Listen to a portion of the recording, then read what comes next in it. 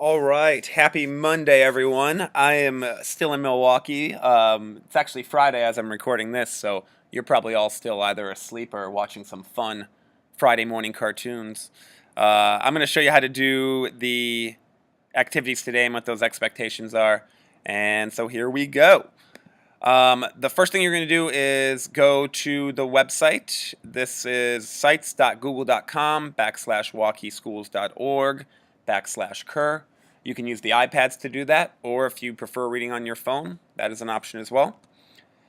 You'll have three choices for secure. So I'm guessing many of you are going to pick Lamb to the Slaughter because that's by Roald Dahl, the same author as The Landlady. So that one is fun and creepy. But also, you end up actually siding with the murderer in this one a lot of times.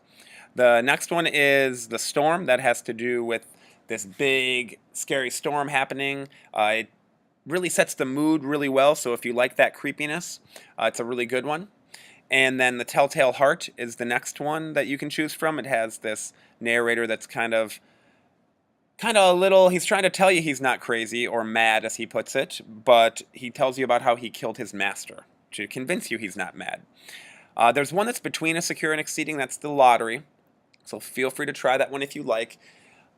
Students either love it or hate it. It does get a little slow because Jackson is intentionally trying to lull you to sleep, to think this town is just ordinary and regular until the big ending at the end.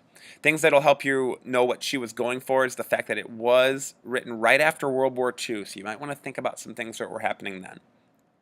Our exceeding text choices, the only one that's not Edgar Allan Poe is going to be Occurrence at Owl Creek Bridge by Ambrose Bierce. That one's really suspenseful and not very gory. The Black Cat is the opposite of that. It is extremely gory. It is by far the most graphic. Fall the House of Usher, please do not pick that one unless you have already checked off with me. And then you can read the other ones on your own. These are all great reads. I haven't read the last one, Mask of the Red Death. I did have a student read it last year and like it. But the other five I have read and have enjoyed all of them. So after you've picked your book that you want to read, you just click on the link. So if we click on Lamb to the Slaughter, then that's going to pop up for us. And you would just go ahead and read that independently. However, I do have Mrs. Reese and Mrs. Kellis here 6th hour, so she will be pulling a couple read aloud groups, so if you prefer to have it read to you, that's an option for you. And 4th hour, Mrs. Kellis will pull a read aloud group as well, so in 4th hour, if you would like to have a read aloud, not a problem there. And so now that you have read the story, you would go to the plot map that you got on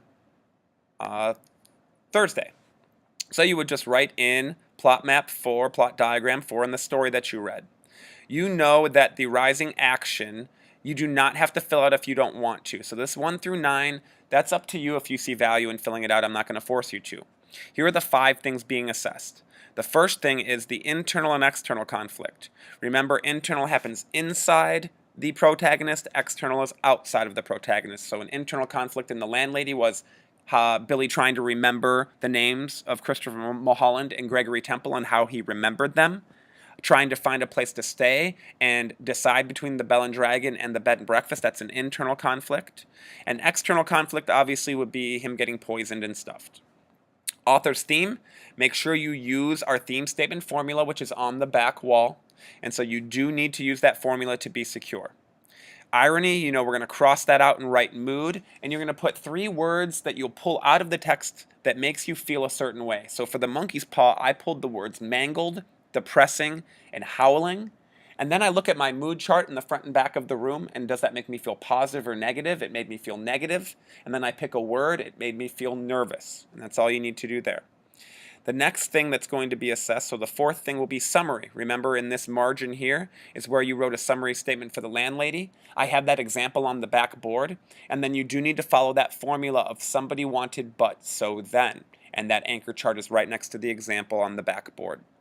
Finally, the last thing I'm going to assess are your inferences. So over here, the climax is going to be the very end of the story. So for The Landlady, it was when she was sipping her tea and said, "Only you, my dear." And then what did you infer as the falling action? Well, you inferred that she poisoned Billy and stuffed him and kept him forever. And then what do you think the resolution is? Is she going to get caught? Is she going to get more victims? I think most of us decided the resolution is she's not going to get caught. She's probably not going to get any more victims because she has her 3, and those 3 were replacing her 3 sons. So the 5 things being graded are going to be the internal-external conflict, the author's theme, the mood, the summary statement, and the inferences you make at the ending. Please do not be stressed out because this will not affect your grade. Instead, I'm going to use this data to pull 5 small groups either tomorrow or Wednesday to get some reteaching on those skills. Enjoy the stories. They're all really fun. Please don't rush through. You know that I would rather you take your time than rush through. So if you need a little more time on Tuesday, tomorrow, to finish it, that's just fine. I can get you that extra time as long as you have worked on it as best as you can today.